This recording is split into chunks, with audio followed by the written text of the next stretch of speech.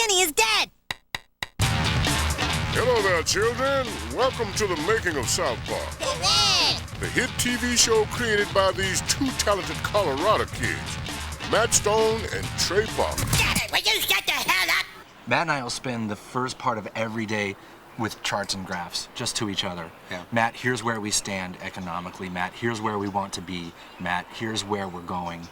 You know, without a plan and a forecast, you don't, you're not going to go anywhere in this business. Forecast. Yeah.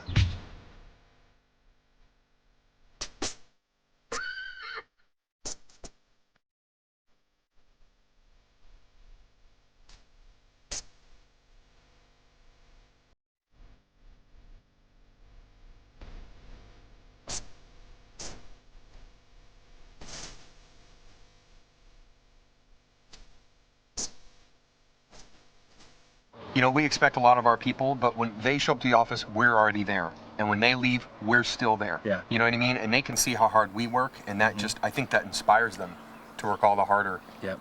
For us. The home of South Park, here we are.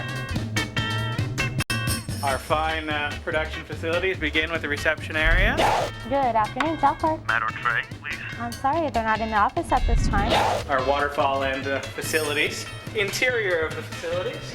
Our lovely mural for inspiration while you're at work here in the inner office, we like to call it. The main floor. Conference room on the other side of this wall here. This is the famed pagoda. This is Matt and Trey's actual office. You might be able to see them hard at work here. We're at the office 24/7.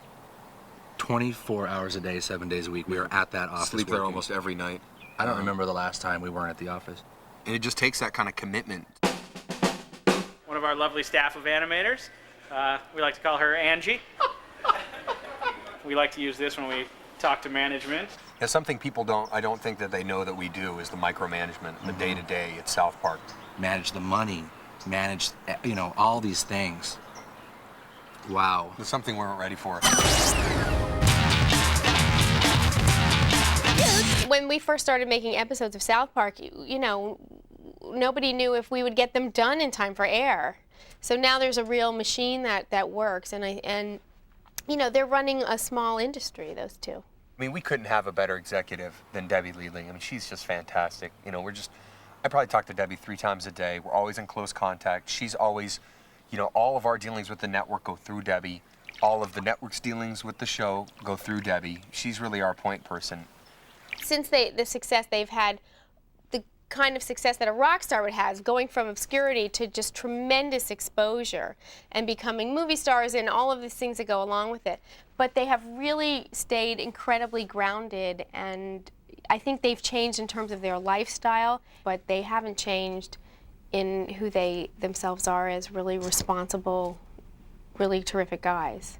We're always available for Debbie, and she's always available for us just to talk, oh, I'm freaking out about this. She'll always be like, Trey, my baby did this, what should I do? Or Trey, my husband and I are not getting along because of this and this and this, and I'm like, okay, I'm coming right over, I want to be more than just a worker, with Debbie, I want to be there for massage and things like that,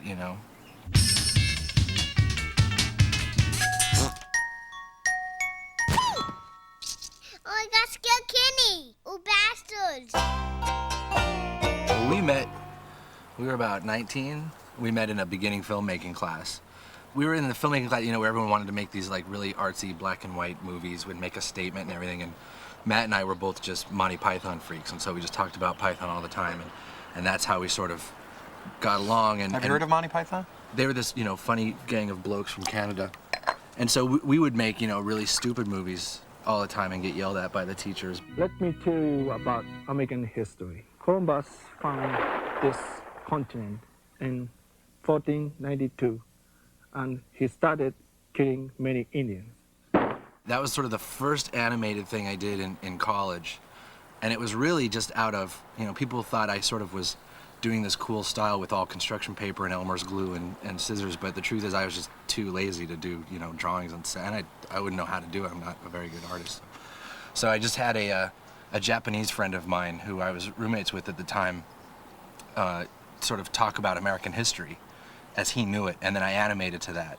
Americans headed west, the final frontier, to boldly go where no man has gone before, and kill a lot more Indians.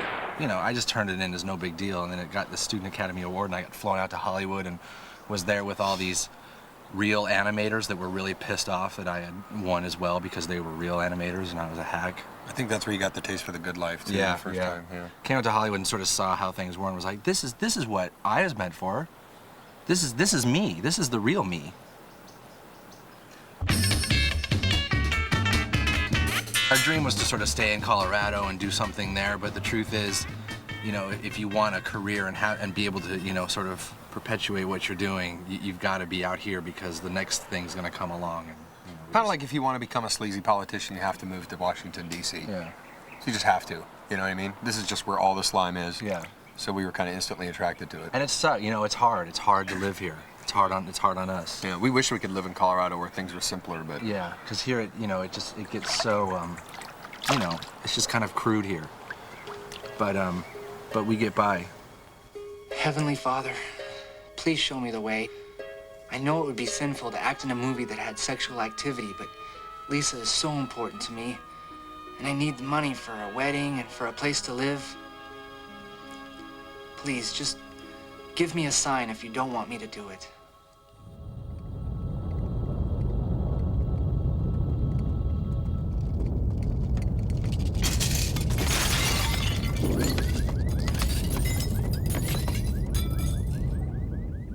Any sign at all. When we first came into town, what we were pitching was a movie we had written in college called Orgasmo. And so we were going to studios and saying, we want to do this movie that's about a Mormon who acts in porno and he has a guy as a sidekick with a dildo on his head. That was too easy. And that's usually as far as we got. Yeah. They sort of told us, you know, to go away. Now, how about we get really nasty? There were some funny pitch sessions with that movie. Get the hell out of my office, you asshole. Get out of here. You asshole. Get out. It was something like that. You know, we tried the pitch meeting thing, and then when that failed, we just perform oral sex, man or woman, on whoever we were trying to sell the idea on. You spend a lot of time crying in the shower pitching shows in Hollywood, that's for sure. Because you just end up sucking a lot of dick, you know. Ring the bell! Ring the bell! What people don't realize is that porno is an art form. I try to tell my girlfriend this all the time, but it's like, porno, it's just like Monet and Renoise. Everyone just see, oh, there's titties bouncing around. But it's so much more than that. It's like instead of paint and marble, they use titties and pussy. Yeah. But it's the same kind of thing. And then something magical happened. Hollywood discovered the spirit of Christmas.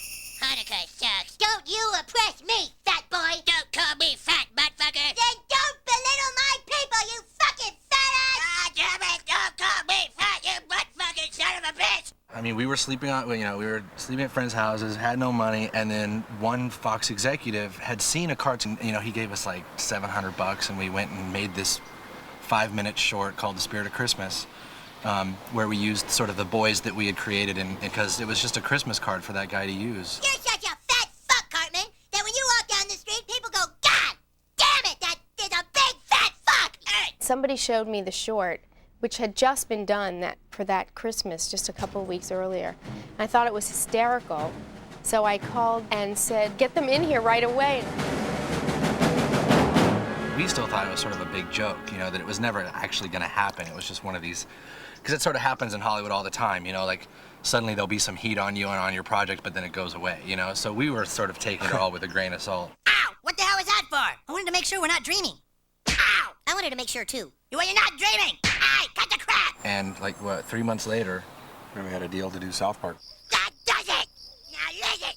Why is it that everything today has involved things either going in or coming out of my ass? I'm sick of it! It's completely immature! Hey! It's happening again! Whoa! Look at that! Now do you believe us, Cartman? You guys can't scare me! I know you're making it all up! Cartman! There's an 80-foot satellite dish sticking out of your ass! Sure, you guys! Whatever! So this is how we did the original Spirit of Christmas and the actual pilot for South Park. We took all of our little pieces and cut them out of construction paper so that all the characters had these different colors and different textures too. That first pilot was still just Matt and I locked in a room for 3 months with construction paper. I was the construction paper wrangler. So I was in charge of cutting out all the construction paper and setting up all the scenes for Matt and Trey, you know, to actually sit down and animate with. I mean, there's people who kind of came in and out and brought stuff, you know, like, you know, coffee and stuff like that. But I mean, it was just me and Trey. No one else really helped us. We would take a photograph of like Stan looking frame right, and then we'd take off that head, put on that head, take a couple pictures.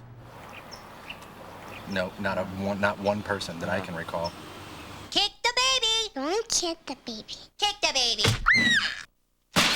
By the time South Park went on the air here, we already had probably 600 or 700 unofficial websites devoted to the Spirit of Christmas. It was amazing. You fucking pussy! Hey, Jesus! You have to understand that Santa is keeping the spirit of your birthday alive by bringing happiness and joy. Yeah, and Santa, you need to remember that if it weren't for Jesus, this day wouldn't even exist. You're right, kids. I'm sorry, Jesus. No, it's me who should be sorry. I've been a right bastard. The discussions then are, all right, go make your show, we're giving you this much, and you say, thank you, sir. It was, for us, it was huge amounts of money, but it was also like, we were still by far the cheapest animated show. It was like a lot of money. Yeah. More money than we'd ever seen in one place. We went right to Las Vegas, like that. Yeah. We were in Vegas the next day. $2,000 in G-strings. Yeah. And then we came back broke again.